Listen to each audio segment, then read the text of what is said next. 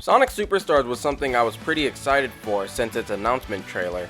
While I love and always will love pixel art, I was happy to see the game was in 2.5D, and for the most part, it looks great. I was also interested in the co-op aspect of the game, as co-op has never been Sonic's strongest aspect, but I was willing to give it a shot. Right, Wavy?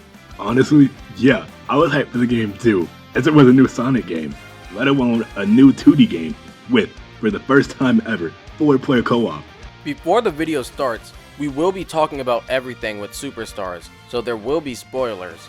So if you haven't played the game yet and plan to, please click off the video. And if you're still here, let's get started. Starting with the characters, all of them play exactly how they should. I kinda wish Sonic still had the Insta-Shield, but the Draft Dash is still a great move, so I don't mind too much. Tails still has his flight, and Knuckles has his glide, and wall climbing abilities as well. Amy has a double jump, which is not only useful for platforming, but also for extending her hitbox. Everyone functions just like they do in all the other classic titles, and the levels feel great too. Pretty much every level in this game has something going for it, and all of them are pretty fun to traverse. There's also a lot more originality here, which is nice. Green Hill Zone still makes an appearance somehow. You can't make this up. Back on topic, as Shiem mentioned, all the stages have their own personality, and their own set pieces alongside that, like Speed Jungle's rail grinding, or Cyberstation's entire look. Speaking of which, Cyberstation, alongside Sky Temple and Sand Sanctuary, only have one act. I honestly found that kind of weird, and it threw me off on my first playthrough, as they're some of the best the game has to offer. After replaying the game twice, and going to levels individually, I can't really say that there's a stage I don't really like or can't stand at all. Unlike a certain Sand stage. This stage still sucks. One of the best innovations Superstars makes on its predecessors is with the Chaos Emeralds.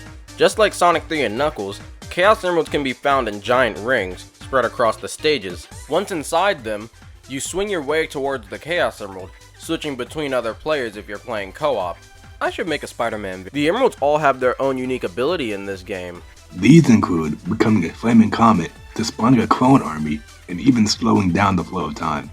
This made the game way more fun, and it gives the player more reason to collect all 7 Chaos Emeralds, other than to unlock everybody's super forms of course. Sadly in co-op, it not only demolishes the frame rate, but only one person can go super at a time, and it locks the use of the other Chaos Emeralds.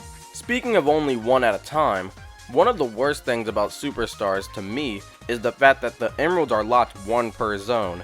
For example, if you get the first emerald in Bridge Island zone, it is completely impossible for you to get any more Chaos Emeralds in the zone, signified by the now blue special rings. Not only does it make it impossible to get all the emeralds until zone 7, but it also defeats a lot of the exploration aspect of the zones. Finding the Chaos Emeralds was one of the biggest reasons to explore classic Sonic stages on a first time playthrough, and remembering emerald locations also reward the player while adding some replayability. In Sonic 2, you can literally get all of the 7 Chaos Emeralds in Emerald Hill Zone if you know your way around the stage.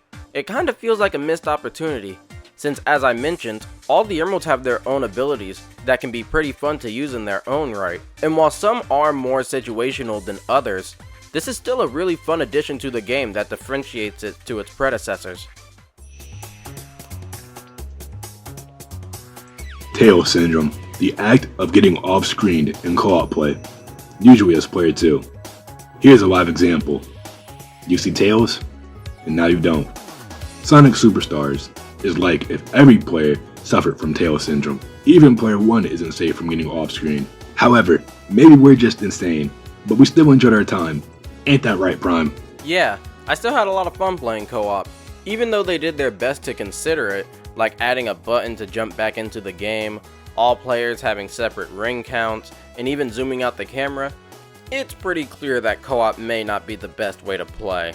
I couldn't even imagine what 4 or even 3 player gameplay would look like. Even though the camera is zoomed out, as she mentioned, sometimes it can't decide on who it wants to follow. And not only that, but stages like Speed Jungle Act 2 have segments that clearly aren't meant for co-op play. There's also 4 stages that are character specific, of course correlating with each main character. meaning that only one player gets to play, specifically player 1. This of course is horrible for co-op, as it forces everyone else but player 1 to wait their turn to play the game again. Onto the soundtrack, it's genuinely the most confusing part of the game. Like, some of the music are contenders for my all-time favorite classic Sonic tunes, while some of the other songs sound like they came from a hypothetical Sonic 4 Episode 3. It's honestly incredibly jarring. Although, like I've mentioned, there's still some great tracks here, like Sand Sanctuary,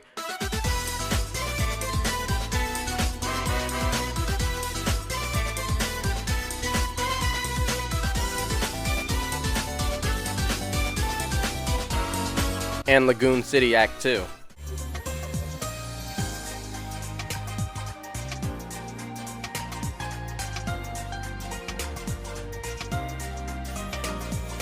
How about you, Wavy?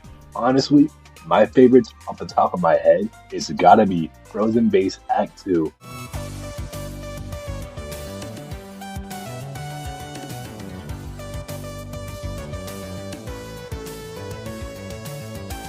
And Cyberstation.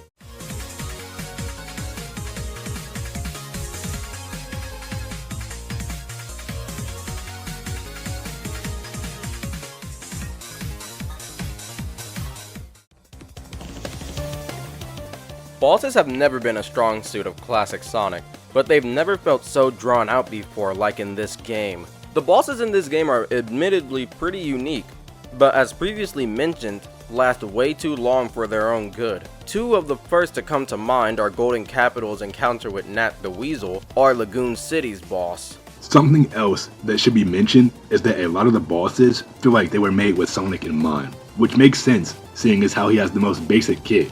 But this allows Tails, Knuckles, and Amy to tear through some of the bosses, not like we mind though. Also, as I already mentioned, the camera can be really screwy in co-op, and that definitely applies to some bosses. The biggest example being the final boss. It was really disorienting for me and Shiem, since it felt like the camera couldn't decide on who to follow, and led to us accidentally off-screening ourselves or even dying. After beating the game, not only do you unlock Trip in story mode, but you also unlock Trip's story, a solo campaign. I honestly really like Trip, not just from a gameplay front, but from a design front as well. If you didn't already know, she was designed by Naoto Oshima, the original character designer for Sonic. Trip has a double jump like Amy, and can get another jump by hitting enemies, which can be really useful. She also has the ability to climb walls like Knuckles, and also traverse ceilings. When playing through Trip's story, the level design changes here and there to better suit her abilities. And honestly, these are the stages I replay the most. I just find her abilities to be the most fun out of the group. She also starts her playthrough with all the emeralds you've collected, so you can focus more on speeding through the stages. She also has a unique super form, which transforms her into a dragon, granting her the ability to fly and spew fire from her mouth. Her campaign's final boss is Fang the Sniper, and honestly, this boss is by far the most difficult classic Sonic boss. His first phase has a few insta-kills, but has a relatively simple pattern that's easy to learn and then exploit with or without the use of the emeralds. The second phase kinda just goes crazy with the insta-kills, with Jet the Jerboa even going out of his way to try and trap you before shooting you. Once again, the Chaos Emeralds are really useful here, as they can help you out evade Fang's shots. This is probably my favorite boss in the game, and it definitely has my favorite boss theme to go with it.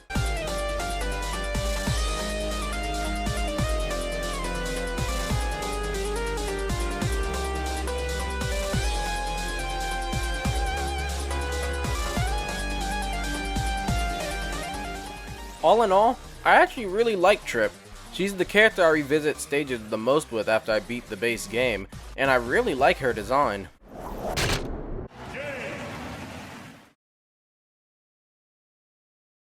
Sonic Superstars is a game that, even though it has its moment, how is he drowning in the air? I still had an amazing time with, playing alone, or with Wavy. Speaking of Wavy, I want to say thank you for not only playing Superstars with me, but for joining me in this video. Hopefully we can make more videos like this in the future. Well, I hope you guys enjoyed the video, and if you want to see more of Wavy Nimbus, his channel will be in the description and the top comment. Thank you so much for watching to the end of the video. I really appreciate it. I hope you enjoyed the video and enjoy the rest of your day. Peace.